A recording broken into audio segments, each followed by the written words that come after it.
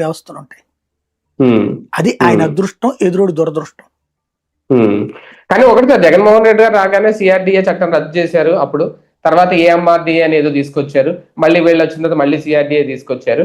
అంటే ఓకే, కొన్ని విషయాల్లో అలా కీలకంగా వ్యవహరించిన జగన్ అప్పట్లో 3 రాజధానులు అనే టాపిక్ ఎత్తి పట్టుబట్టారు. కానీ వీళ్ళు చేసినట్టే ఎందుకు అసెంబ్లీలో తీర్మానం చేసి కేంద్రాన్ని పంపించేసి అప్పుడే నోటిఫై చేస్తుంటే అయిపోయేది కదా. ఇప్పుడు చేశారు కదా, అప్పుడు అసెంబ్లీలో చేసింది చేశారు, కానీ మండలిలోనే కదా. కోర్టు ఆపింది కదా దాన్ని. చేశాడు కదా తీర్మానం, చట్టమే చేశాడు అతను.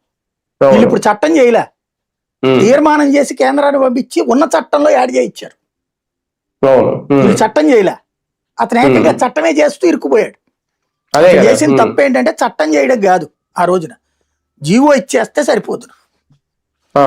అడ్మినిస్ట్రేషన్ జీవో ఇచ్చి ఉండాలి, కానీ రాజకీయం చేయాలనుకున్నాడు. చంద్రబాబు అమరావతితో రాజకీయం పొందాడు కాబట్టి ఈయన 3 రాజధానులతో రాజకీయం సంపాదించాలనుకున్నాడు. ఖచ్చితంగా స్వార్థమే అది, అందుకే దెబ్బతిన్నాడు. చట్టం చేయకుండా అసెంబ్లీలో ఇప్పుడు తీర్మానం చేసినట్టే. అంటే ఆ బిల్లు అప్పుడు అసెంబ్లీలో చేసి తర్వాత దాన్ని మండలికి పంపించిన తర్వాత అక్కడే పెద్ద ఇదయింది. చివరికి మండలినే రద్దు చేయాలనుకున్నారు. ఇప్పుడు ఆ టైంలో ఏం జరిగింది అనేది నిన్న అప్పుడు చైర్మన్ గా ఉన్న షరీఫ్ మాట్లాడారట, కొన్ని కీలక వ్యాఖ్యలు చేశారు. ఆయన మీద చాలా ఒత్తిడి చేశారు. లైవ్ ఆఫ్ చేసిన తర్వాత, మండలి లైవ్ అయిపోయిన తర్వాత వీళ్ళందరూ ఆయన దగ్గరికి వెళ్ళి ఆయన చాలా వ్యక్తిగతంగా కూడా తిట్టారు, కులం పేరుతో కూడా తిట్టారు. ఇప్పుడు ఇవన్నీ మాట్లాడుతున్నారు. అంటే అదంతా ఎందుకు చేయాల్సి వచ్చింది అప్పట్లో?